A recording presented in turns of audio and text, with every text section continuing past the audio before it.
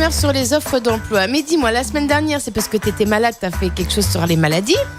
Mais aujourd'hui, t'es pas à la recherche d'emploi quand même. Justement, je vais en parler, mais je pense que je vais désamorcer cette bombe tout de suite parce que sinon, il va m'arriver des bricoles. Et oui les copains, une fois n'est pas coutume, je vais encore une fois rester dans le domaine du travail et vous parler des offres d'emploi. Oui, dernièrement j'en ai lu un certain nombre et ça m'a clairement donné envie de pousser un coup de gueule aujourd'hui.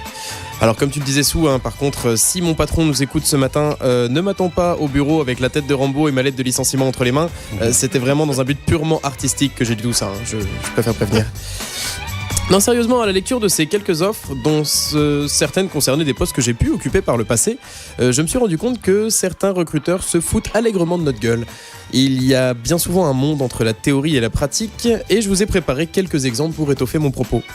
Déjà, quel que soit le job, vous intégrez toujours une équipe jeune et dynamique. Non. Quand les membres de l'équipe arrivent à compter sur leurs doigts le nombre de dents qu'il leur reste, on peut pas vraiment parler d'équipe jeune et dynamique. Non mais les recruteurs, ils seraient capables de prendre Gérard Collomb, Jacques Lang et Raffarin et de te remonter les To Be Free. Enfin, je veux dire, ils ont aucune limite, ces gens-là. Une autre que j'adore, car je l'ai vécu et que vous retrouverez souvent, vous serez le bras droit du patron de l'entreprise. Dit comme ça, ça en jette. Si vous vous dites génial, je vais être son acolyte, on va être les Batman et Robin de la finance, du bras droit du patron, quoi. Dans les petites entreprises, alors. Oui, voilà, c'est ça. Et puis, quand je me suis vu lui amener son 265e café, ou encore quand je m'occupais de sa paperasse... Bras droit, hein. Il lui faut son café. C'est ça, ou encore quand je m'occupais de sa paperasse à 22h, quand il secouait allègrement sa secrétaire sur la photocopieuse, je me suis rappelé que son bras droit, il s'en servait surtout pour se torcher. Pareil, quand vous lisez horaire flexible, pensez à traduire par horaire extensible, ça vous évitera bien des surprises. Et puis alors, le summum du summum, et le prof d'anglais ne va pas dire le contraire, c'est les anglicismes. Alors là, les recruteurs sont des champions. Dès qu'ils ont quelque chose de peu glorieux à dire, ils le traduisent et hop, tout à coup, ça passe.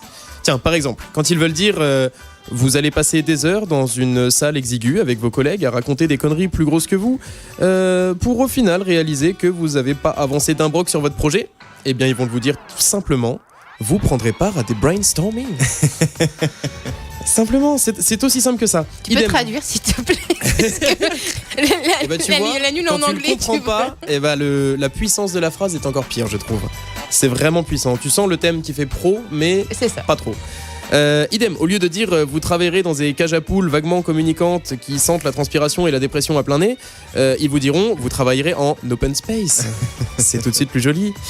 Et au lieu de vous dire vous aiderez le comité de direction à tracer une ligne droite vers le dépôt de bilan de l'entreprise, ils vous diront vous les aiderez à établir un business plan. Alors, chers amis, la prochaine fois que vous lirez une offre d'emploi, pensez à moi. Mais relativisez.